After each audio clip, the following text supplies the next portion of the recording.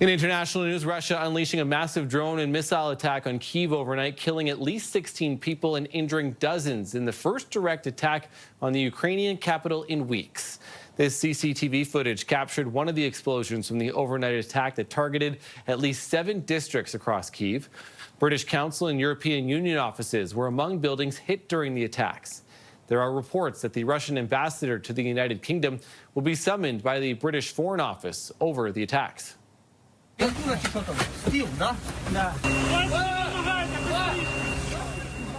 rescue crews sorted through the rubble, searching for survivors. Among those killed, at least 4 children between the ages of 2 and 17.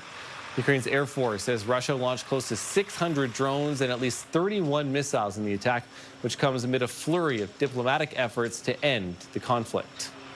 I'm outraged by the attack on Kyiv, also hitting our EU offices.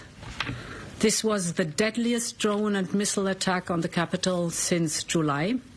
It shows that the Kremlin will stop at nothing to terrorize Ukraine, blindly killing civilians, men, women and children, and even targeting the European Union.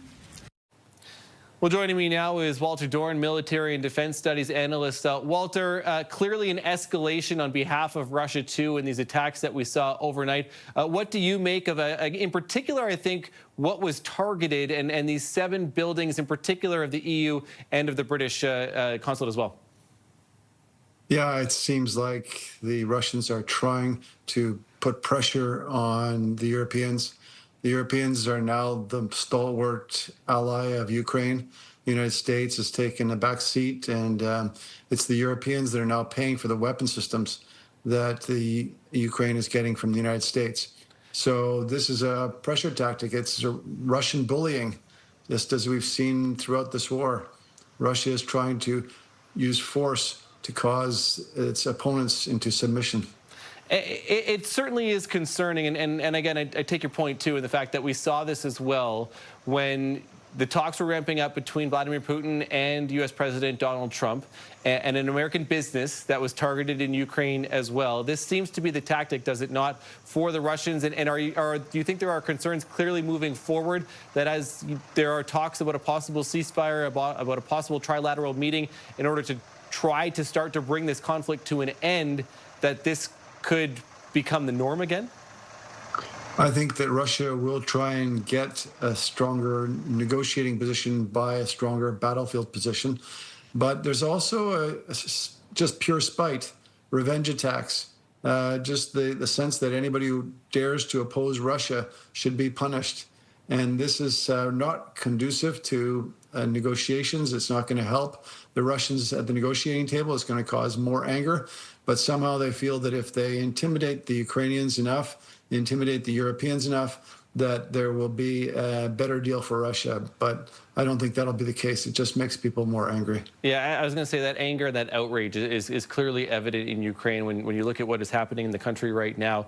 And this escalation once again. I want to ask you, too, this was this was large scale. Is this in any indication an impacting, too, of Ukrainians' defenses, at least at this point? Were they mostly caught off guard from your understanding, do you think? Or was this, again, this is just too much for that country to handle, at least at this point?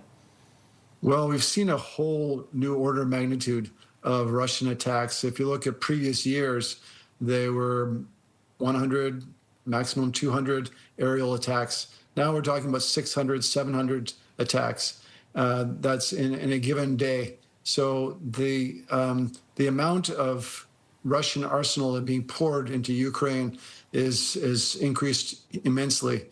And that's partly because they have a bigger manufacturing capability. They aren't relying on the Iranians so much as their own facilities and factories to produce these Iranian-style drones.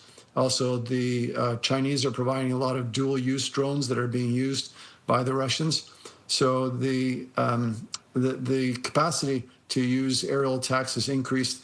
And the callous and wanton disregard of international law, that's the most startling part, is that there's all these civilians being killed and no military targets nearby. Certainly EU offices and the British Council are not legitimate targets in war. And we're just seeing a flagrant violation of international law. Walter Dorn, military and defense studies analyst. Appreciate your time and your analysis today. Thanks for this. Thanks, Matt.